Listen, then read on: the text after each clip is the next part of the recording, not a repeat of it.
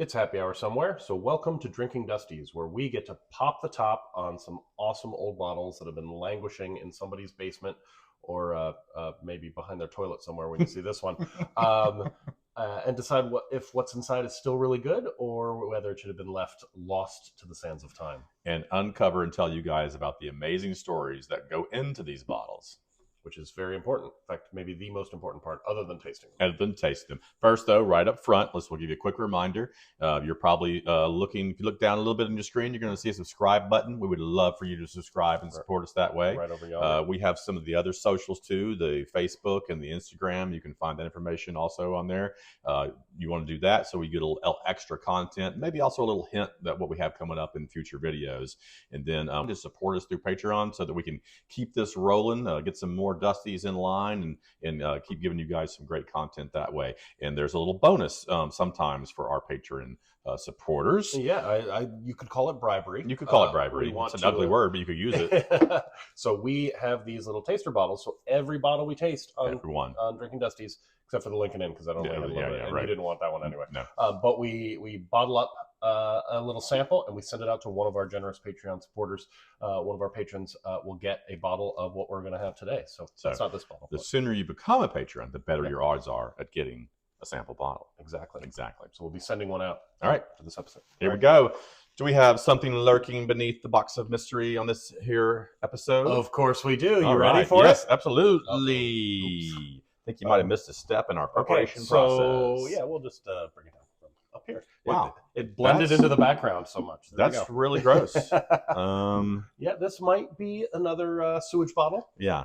This was obviously languishing in somebody's flooded basement or storage unit for quite some time before it saw the light of day. This hits every category. It is both obviously been swallowed by something. It is obviously possibly swallowed by many things. It is torn, and it has active mold on it. So the back is even nastier. Yeah, with the mold. It hits all the big dusty categories. Yeah, but the key thing is what's inside the bottle. So as you can see, the tack strip's still intact, the foil seal's still intact. The contents, I don't see any sediment in there. No, it's through the mold. Through the mold, we can see that. So this could be a great find because of when there are all these things wrong with it, you tend to be able to get it for much cheaper. So I was able to snag this for pretty cheap. In case you can't see it, it's Old Forester. Yeah, we think maybe. Yeah.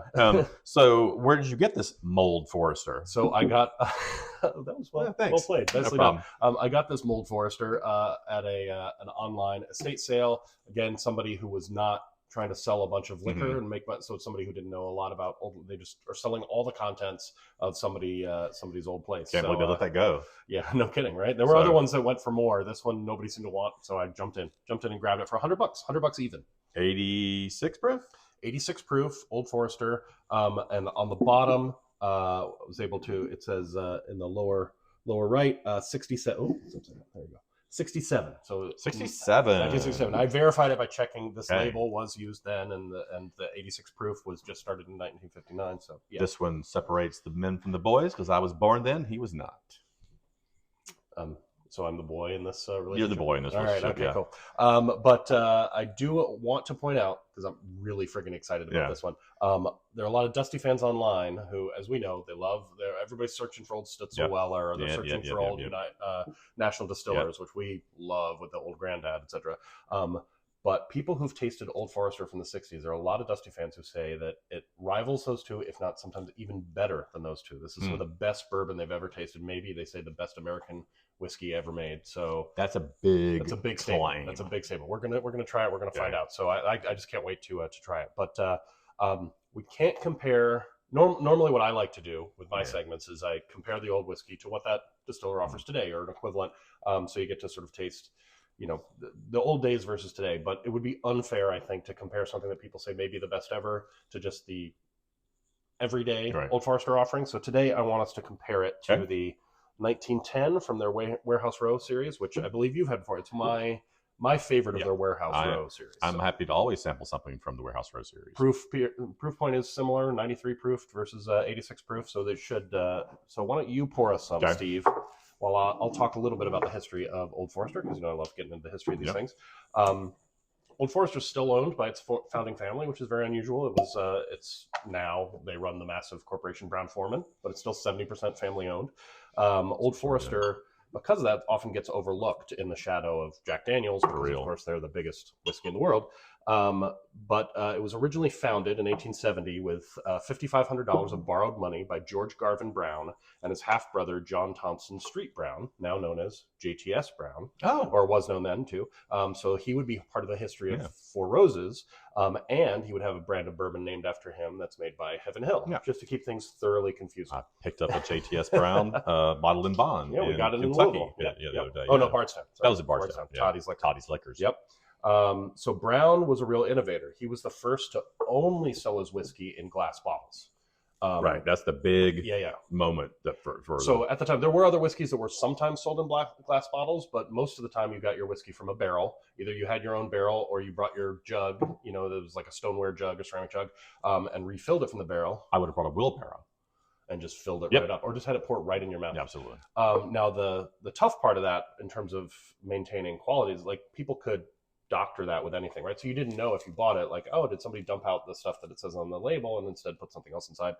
By having a sealed glass bottle, he was able to guarantee authenticity of product and the quality. Like, nobody's messed with this. You're getting what, and because of that, he was actually a former pharmaceutical salesman. It allowed him to appeal to his pharmacy customers and physicians, who then endorsed his product as a great medicinal product, because of course they could get behind something that was unadulterated, right? Yeah. And it was, they could sign off on the quality of it. That's amazing. Don't drink it yet. You can smell it. I can't drink this one yet. We got not just yet. Okay. In a minute, we're gonna get to the relevant point in just a minute. So, Old Forester, you'd asked me before we started about the name, because you'd heard it was named after a person, and it actually was. So William Forester was a physician friend of George Brown's and one of the first to endorse it. So they named his whiskey. So they named it.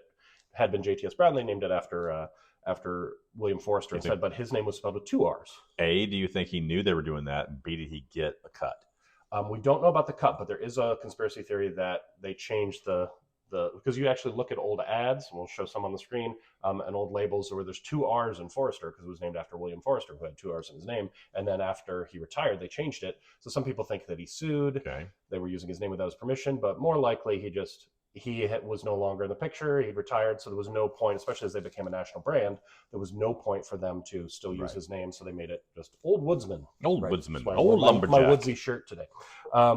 So he also innovated, George Brown, by being a person who, back when most bourbons were made by one place, he actually took whiskeys from 3 different distilleries and blended them together rather than focusing on distilling himself, because that allowed him to focus on maintaining a consistent flavor profile. A lot of other whiskeys tasted very different year to year. He could maintain a consistent profile. You and I still have the debate about that sometimes, consistency versus, individualism. Yeah, so he actually had 3 different distilleries that he drew from and then put them together to make this Old Forester. So he ended up partnering with a guy named James Thompson, who was also involved in the Glenmore distiller and created the Old Thompson brand, which right. Henry Chambers and George Foreman. Sorry, not that George. Oh, yeah, without an E, without an E. Bust out a grill. But that's where the name Brown Forman comes from. So it was renamed Brown Forman in 1902.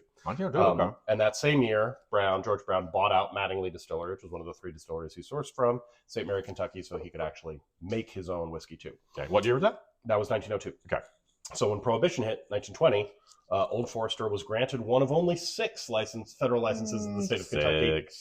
10. Well, we know that they were granted number 3, were there. Okay. So we know that they were in that number to bottle for medicinal purposes. We love those delicious medicinal purposes. So delicious. And it allowed them to remain in continuous production. So they claim to be the only distiller, obviously the first one to solely bottle their whiskey, also the only distiller to continuously distill before Prohibition, during Prohibition, and after Prohibition. Okay. Others did in one of those periods shut down for a bit and come back. They kept going. Okay. Legally, at least. I'm sure there's several who just kept going under the radar.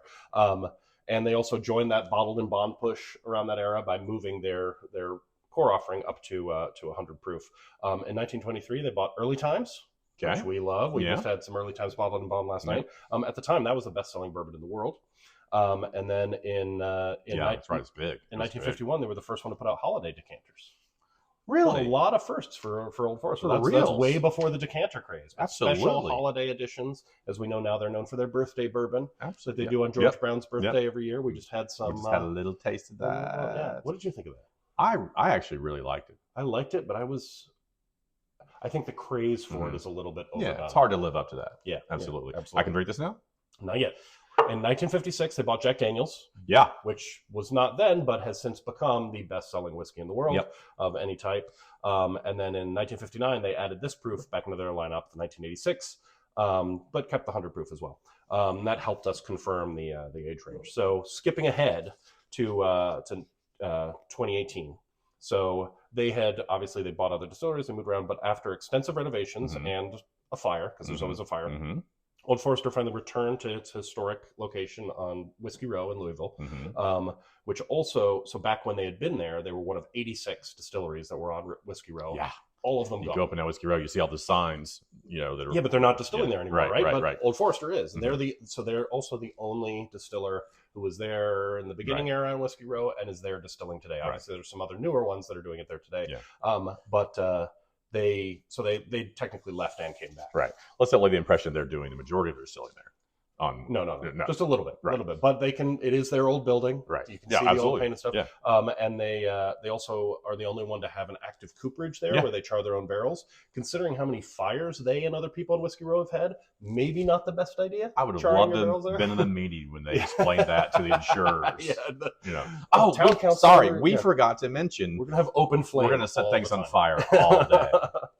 But to commemorate them coming back to Whiskey Row, now we're getting into this. So they released this Whiskey Row series that commemorates different important years in their history. So 1870, their original batch. 1897, when the Bottled in Bond Act, so that was their Bottled in Bond offering. 1910, this one, it's called Old Fine Whiskey, but it might as well be called Old Fire Whiskey, because this commemorates a fire that burned on their bottling line. But it's kind of cool. They commemorate it by having an ultra high char on a rebarreling of the. I'm smelling that. I'm smelling that.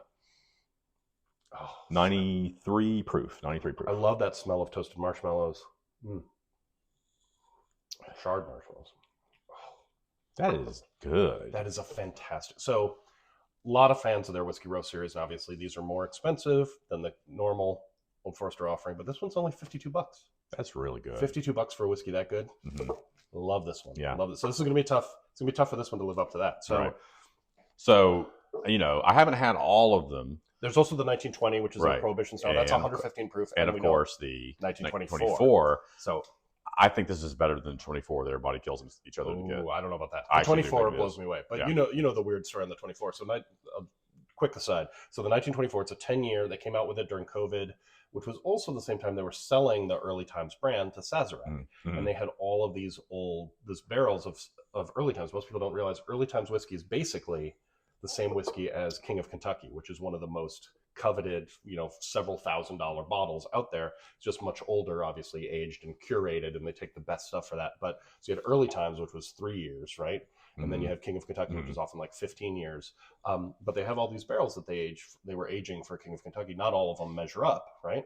So the rumor that's been, very thoroughly researched, so I definitely believe it, is that the 1924, which if you can find it, is suggested retail price of what, 115, 120? Yeah, like 120s, I think. That is basically King of Kentucky barrels that didn't quite measure up to be King of Kentucky. So it's almost, all right. It's definitely older than Early Times. But I'm just really digging that extra char I can taste in this bottle. And the birthday bourbon we mentioned commemorates the birthday of George Garvin Brown. That's a 12-year one. That's impossible to find, but so good. But I like this better than the birthday bourbon. This is really good. Yeah. All right. So this mash bill is 72% corn, 18% rye, 10% malted barley. Okay. I think that also for us is kind of because it's got a little bit of rye. I know you're not a huge rye fan, but it's got enough to give it a little bit of spice. But it's obviously predominantly corn, and that gives it that sweet. We like that sweet flavor. But it's also the same mash bill that's used for Woodford Reserve. In fact, this 1910 and the Woodford Reserve double oaked are almost the exact same whiskey. So you get that because you get that sweetness, you get that almost. But I know you hate it when I say this. I get banana. I get that Laffy Taffy banana flavor. I'll let you go with it, but no. All right. I get the charred charred marshmallows. I was about to say mushrooms. Yeah, Definitely mushrooms. I get some Okay. sitting around the campfire marshmallows Mhm. action for sure. And I get a lot of brown sugar, almost molasses. Mm. You get some of that? Yeah, not making it past the No. marshmallow, Okay. but Well, $52. Yeah, 52 absolutely. bucks. It's great. Yeah, It's yeah. fantastic. All All right, right. let me pull it. Yep. We'll pull that off, and I'm going to open the real star of the show. Oh, man. So All right, you're saying it's time to drink that Dusty. All right. I got this for $100 even because of how it looks. But a lot of people have said this is maybe the best American whiskey, or the whiskeys from this era. Yeah, there's no selling it now. No, Not that I there's no wanted selling to. now, We baby. drink these, and I should remind people, we drink them neat because we want to get the flavor that's intended by the distiller, but then we feel free to. We have ice and water back here if we want to doctor it to get to what we want to drink. But you drink yours however you damn well please. Yep. All right. Let me. Yep. Trade. Okay. All right. So I'm going to let you have. Okay. Let me just have a sniff. Ooh, have the honors of pouring. Oh my god! So I need to touch the bottle. You're saying? That smells so good. Yeah, you'll wash your hands after. It's okay. All right. Or just rinse them with bourbon. I'll tell everybody a little bit about what was going on in 1967. 67, baby. when I was this- there. I can when this tell came you. out. All right. So in terms of global and societal shifts, 1967 gave us the 6-day war between Israel on one side and Egypt, Mhm. Jordan, and Syria on the other. Here in the U.S. was the long, hot summer, race riots.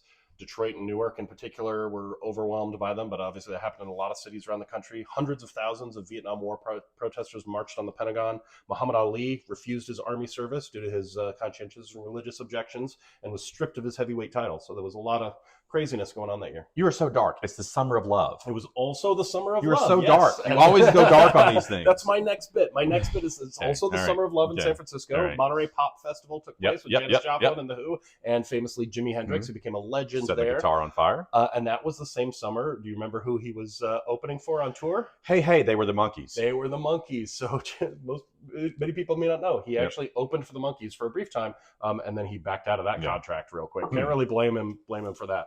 Not don't hate on the Monkees, but not quite the same Not musical the same style. thing. Yes.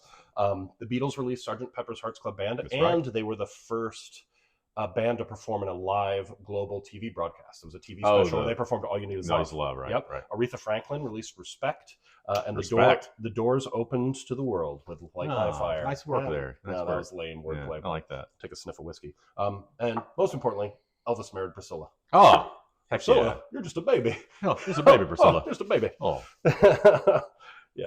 Thurgood Marshall became the first black U.S. Supreme Court Yep. justice. The space race news, sorry to go dark again, Yep.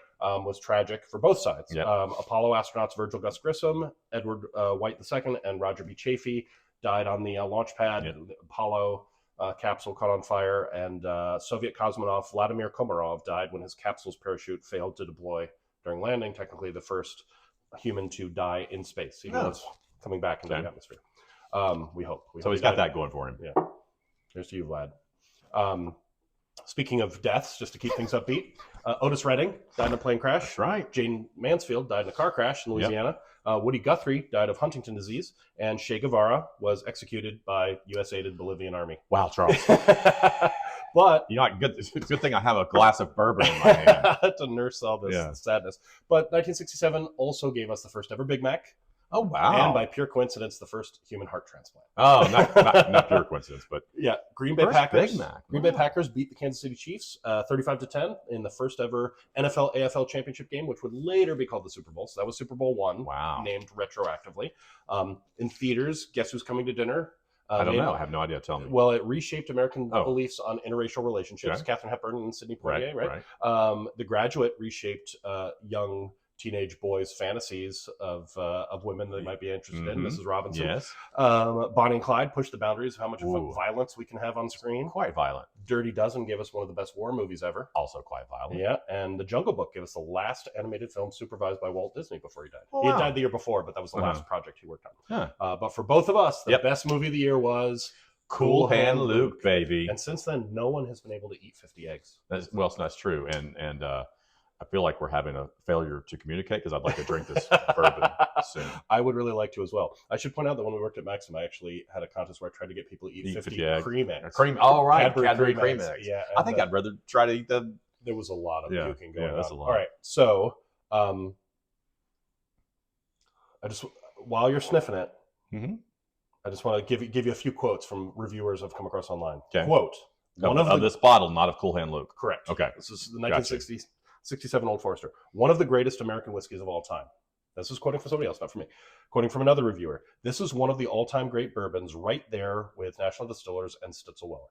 Okay. And then a third reviewer said, this stuff can go toe-to-toe with any 86 proof bourbon ever made. All right. You pumped it up enough, I think. Yeah. This is really going to suck if we hate it. Right. All right. We doing it? Yep. Okay.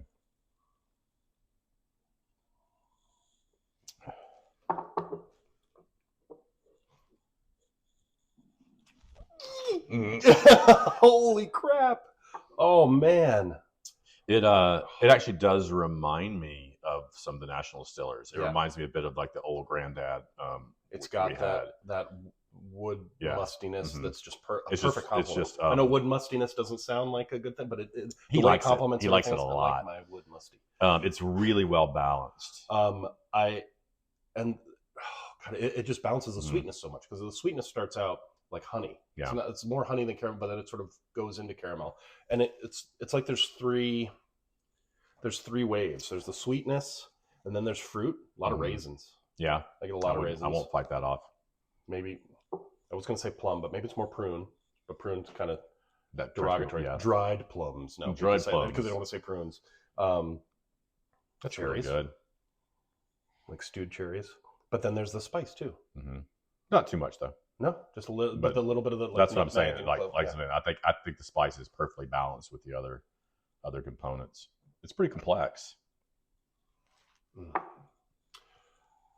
And the cherry part, it's almost like, I hate it when people say, "Oh, it's chocolate covered cherries," but it is. You get a little bit of chocolate together with the cherry together, so that's why you say chocolate covered, because it's like both of those flavors are linked in this. This is really nice.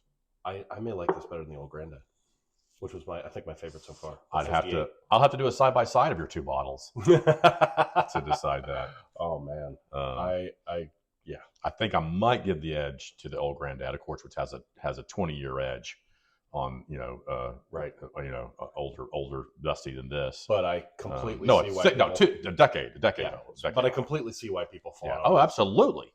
And I can't believe. So when I've seen bottles like this that don't look this crappy from this years around it, they're easily $600-$700. Wow.